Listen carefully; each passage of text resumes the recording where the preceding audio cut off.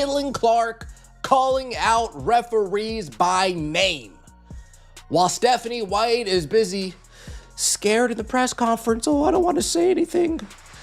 Caitlin Clark saying, nope, I'm going to speak about it. While Stephanie White isn't even saying DeWanna Bonner or Alyssa Thomas's name in the press conference, sticking up for her players, Stephanie White, all you had to do in the press conference was say, hey, the players on the other team, they were playing dirty. The WNBA is currently embroiled in another scandal, but this one is different. It's not a foul, hard argument. This isn't a rumor from the locker room or an anonymous person harboring resentment. This one has corresponding audio and is clearly seen on camera. One of the most watched players in professional basketball right now, Caitlin Clark, was given her 5th technical foul of the 2026 season on June 22 during a victory against the Phoenix Mercury. She asked referee Gerda Gatling what the technical was for, and Gatling gave an incomprehensible response. The technical was for clapping, Gatling told her. It's ridiculous. I got a technical for clapping. So, if we should all just go on the calendar now and pick a game that I'm going to be suspended for if I'm going to get technicals for clapping. I asked Gerda. Gerda said that I got a technical for clapping. So, if any technical should be taken away, it should be that one. If it's truly for clapping, that's what they said they gave it to me was for clapping. So it's just ridiculous. I don't. On a WNBA floor, officiating has progressed to the point where clapping her hands is now frowned against. A basketball player who recently won a game and finished with 24 points and 9 assists is standing in front of a microphone and announcing to the world that she has already mentally scheduled her impending punishment. This is it. To be of the 8 technical fouls. I mean, I'm going to play with emotion. I'm going to play with passion. And if they're going to give me a technical foul for clapping, then so be it. That's their choice. And the league can come back and review that play. And I'd love to hear what they say of the reasoning of why I got the technical foul in that situation and why other players on their team didn't get a technical foul in that situation. If anything, split it. Okay, fine. Everybody gets a technical foul. That wasn't how they were handed out. So I'd love to know. But obviously, that's what I went to Gerda and said. I said, why'd you give me a technical foul? She said, because I was clapping and instigating. I said, okay, then you just don't like competitive basketball. And that's just facts. That's just reality. So this is the entire picture, and it's important to view it all at once because each call could seem different on its own. 5 technical fouls in less than half a season. Don't do that. One happened amid a game sequence delay that most live analysts thought was dubious. Another happened while they were playing the Atlanta Dream. Cart was already incensed with a foul call that she wanted Stephanie White to contest from the bench, but White never did. White, man, she is part of the problem, man. She don't like when Caitlin hype up the crowd. That's what the people want to see, man. That's what the people pay the big money for, man. Let the face of the league be the face of the league, man. She feeds off of that energy, man. The whole team feeds off that energy, man. And Stephanie White, we want to stop that, bro. That's crazy. But yeah, Caitlin tired of these so-called bullies, man. And next game, y'all got to watch AT, because she probably going to try to hurt somebody, man. You know how they do. But anyways, man, this is our real rivalry. They keep trying to make that girl over there in Atlanta our rivalry. That is not our rivalry, man. So I'm going to be honest. Then there was the incident at the post-game platform, where Clark explicitly criticized referee Tyler Merkovich for what she believed to be improper game calling. Let's proceed to number 5. A technical foul was committed in the 4th quarter for clapping at the free throw line during an obviously emotional occasion. There are 5 different games, 5 different settings, and 5 whistles that all point in the same direction. When a pattern happens so often, you stop calling it coincidental. Right now, the discussion. Clark and her technical fouls. Caitlin Clark got 2 technical fouls, or so we thought. The first one, the ball gets tipped out of bounds. She goes to get it. She kicks it off of her foot, thinking it'll go against the scores table and then come right back to her. But it didn't. Went off the side and kind of rolled down the court. She hustled after it, gave it back to the ref, and he called her for a bench technical for the delay of game. That goes against the bench, not against Caitlin Clark. Later, she did get a technical on her own at the end of the game when she argued a call with the ref. Once she hits 7, she has to... The conversation that is currently making the rounds is the one that Clark had with Gerda Gatling on the court during the game, just before the podium announcement and press conference. Calm but clearly displeased, Clark went up to Gatling and asked him to explain the call. When Gatling said it was for clapping, Clark did not scream. Nothing was thrown by her. She simply conveyed her thoughts while staring at the official. Gatling told her it was provoking and clapping. In response, Clark claimed that if cheering is offensive, the officials just don't value competitive basketball. This is why exchange is so important. Clark was right. Loudly cheering after a foul call is not offensive. It's an answer. It's an emotion. When a competitor disagrees with a call, she instinctively expresses her disapproval through body language rather than words. Athletes in every sport at every level do this every night. The fact that a professional referee saw that and blew her whistle is something you should be aware of. Clark, she'll speak up for herself at least. She'll stand up for herself at least, and instead of speaking in generalities, she said, you know what? I'm going to name referees by name from now on. If you give me a technical foul and all I did was clap, I'm going to name you by name. So that next time we play this team, next time we play a game and you're refereeing my games and my fans see who's refereeing, that's the one. That Gerda, that. According to them, Caitlin got it for clapping.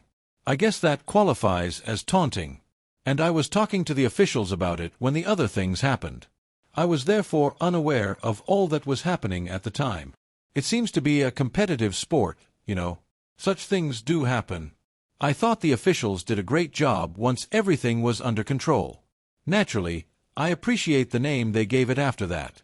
But as a group, we need to be able to pause, reassemble, and play calmly and gracefully. It cannot continue indefinitely. Oh, they said that Caitlin got it for clapping, and so I guess that's taunting. And then I was talking to the officials about it when the other stuff happened, so I didn't really see exactly what was happening at the time.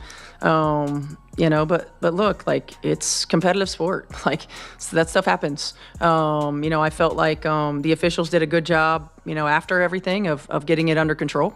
I appreciate the way they called it after that, certainly. But as a group, we have to be able to have our moment and then regroup and play with poise and composure. It can't continue to... This is where the story takes a turn that many people are talking about, and it's not good for the Indiana Fever coaching staff. After the game, Stephanie White was naturally questioned by the media about Clark's fifth technical penalty, a call that her best player had publicly called ridiculous, and a situation that now puts Clark 3 technicals away from a one-game suspension. Stephanie White didn't make a big entrance to the podium in her response. She didn't think the technical foul was absurd. She did not provide her player with the necessary assistance. Instead, she gave measured answers, and in the end, Clark's anger following the defeat was the loudest voice in the room. Viewers on the internet were not impressed. One statement that went viral perfectly captured it. Stephanie White's technical penalty for standing up for her teammates is still pending. Specifically, Caitlin Clark. That comment resonated because it was sincere. When your star player tells everyone on a platform that she has already chosen which game she would miss during her ban, you don't react coolly. You go to the mat for her. That's enough how much I hate Stephanie White. Like, it is not one of these things where it's like, oh, you're I think she's a sabotaging Caitlin, all this stuff. Like, I'm not gonna go that far. Albeit, if you are someone that's gone that far, I am not gonna stop you. I'm not gonna stop you. I think trying to believe that someone is a good person is not a bad mentality to have towards things. But I will stand by this. I hate her. Additionally, on several instances this season, Stephanie White has let Caitlin Clark handle a referee issue alone, including the clapping technical. Go back to the game against the Atlanta Dream in June 2026. Clark had her 5th foul of the game after halting Jordan Canada's drive to the hoop. The foul call startled Clark. She immediately turned to look at Stephanie White sitting on the bench. Her coach is encouraged to challenge the decision by her wide eyes and body language. There was never a problem. The whistle blew. Clark was quite agitated. Furthermore, by staying on her bench, White failed to use a challenge that could have changed the course of the game. These days, coaches have strategic reasons to deal with their challenges. That cannot be disputed. But the moment your player stands in the center of the court, obviously asking for backup, and the bench goes quiet is remembered by the locker room. Now, Clark has experienced that on several occasions. And everybody else on the other team didn't get a technical foul. If we're handing out technical fouls for clapping, how come I got a technical and nobody else did? Gerda. Oh, you just don't like competitive basketball then? Oh, okay. Interesting. And then she says, I want the league to review it and get back to me. I want the league to review it and get back to me. Let me know why you decided to give me a technical, and hopefully it makes some sense to me. Everyone who plays basketball now needs to think about this. There are also two potentially dangerous responses to it. Caitlin Clark is being treated differently than every other player on the floor due to a specific bias held by referee Gerda Gatling and a few of her colleagues. Or perhaps they simply don't like Clark's emotional, competitive, and expressive style of play. The first answer claims that officiating in this competition has turned into a personal and targeted activity. The second argument is worse in a sense because it suggests that people who are paid to maintain the integrity of the game are purposefully penalizing the very qualities that make great basketball. A competitor who is driven to win every possession possesses fire, passion, and emotion. Stadium experiences that people actually look for. Referees are eliminating competitive energy from the game if they view it as a threat that needs to be managed rather than a quality that should be celebrated. The problems facing this league go much beyond one bad call on a Monday night. She taunting them, clapping. You can't even find her in the video. Like, you can't even find her on the video clapping in anyone's face. You can't find her on the video. I mean, if you can find the video for me, if someone has the video, send it to me. I want to see it because I did not see a video of her clapping in anyone's face because it was Sophie Cunningham that was doing all this. And it was hilarious, but it wasn't Caitlin Clark. And then it was Maisha Hines-Allen going back and forth with Alyssa Thomas. The league looked into the technical aspects of the 10-second video after Clark's public statement and the social media outcry in 2 days of the sports world. The WNBA was in a challenging position. They looked over the call. The video was viewed by them. They looked at the decision made by referee Gerda Gatling to award Caitlin Clark a technical foul for clapping her hands. They also withdrew it. The most essential word in the entire tale is revoked since it is not standard procedure to rescind a technical foul. The league is formally declaring that the call was improper. The WNBA acknowledges that one of its officials rendered a decision on a professional court that was so far outside the parameters of proper officiating that the league was forced to withdraw it. Clark asked for the review. According to Clark, the league ought to hear the justification and assess its viability. She was right. The league's internal review also gave her complete approval. But here, when she feels she deserves technical fouls, she'll come out in the press conference and say, you know what? I deserved that one. You know what? I earned that technical foul.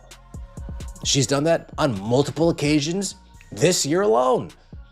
But when we're slapping the stanchion rookie season and getting a technical, then she'll say, what are we doing here?